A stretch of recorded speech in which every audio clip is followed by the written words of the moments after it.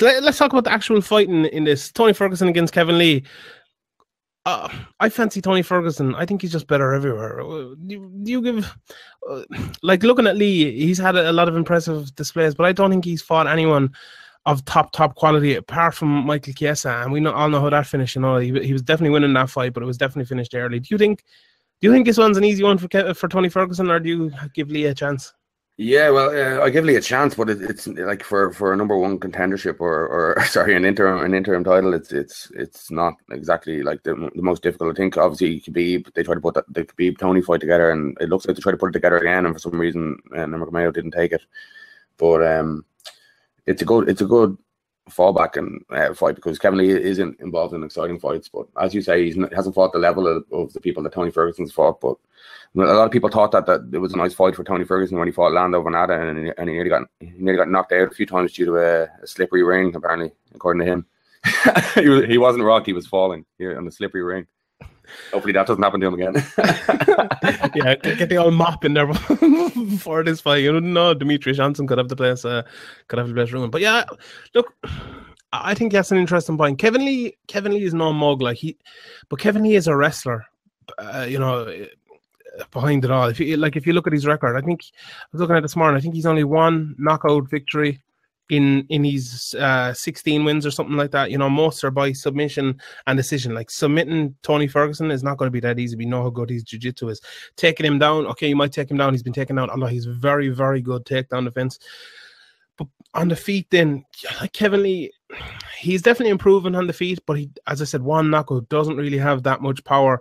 Throws a good jab and stuff, and his hands can be good sometimes. But I think he's one of those guys that I think he's trained at Mayweather's gym, hasn't he? I think, you know, he's one of those guys that boxes and gets his technique kind of good, but I'm not sure if his technique is up to kind of MMA standards, if you know what I mean. Like, when he's boxing, he boxes, and he boxes well, but like, he throws his jab, he kind of tries to tuck his chin and stuff, but like, then kicks come to the body. What fight was I watching? Trinaldo fight, where, you know, they were kind of exchanging kicks to the body, with Trinaldo was hitting him very hard with kicks to the body, you know, coming up over the top as well when he goes for takedowns and they're stopped. He eats a lot of shots from takedowns as well. And Tony Ferguson is one of those guys that will throw everything at you, and if you have weaknesses anywhere, he'll definitely catch you. Like, he'll get caught himself 100%.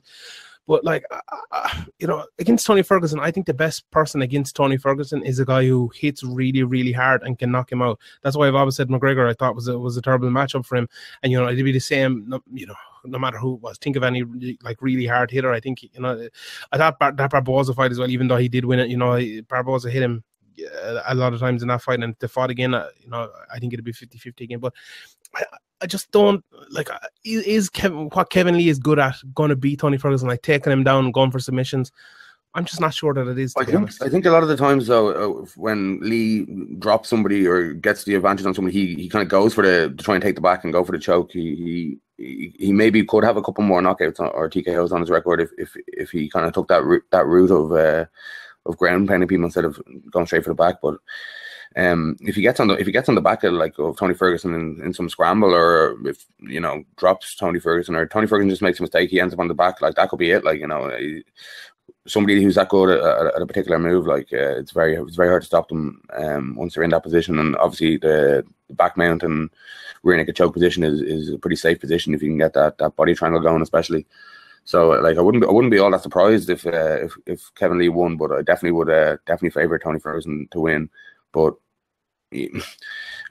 Tony Ferguson, like, he has a couple of big wins. Like, the RDA one is a big win, but besides that, really, like, the Barboza one obviously was really close as well. But he's not really going out there and blitzing people, you know. So I don't think Kevin Lee's going to get starched early or anything here. I think it'll be competitive early, and maybe Tony's experience might take over as the fight goes on. But I wouldn't be that surprised if Kevin Lee got his back and choked him.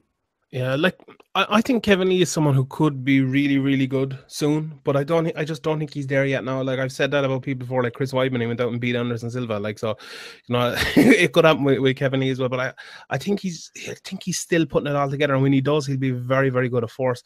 Whereas I think Tony Ferguson is what he is now. I don't think he's getting any better at the moment, and he's very, very good. But I still think he's very flawed.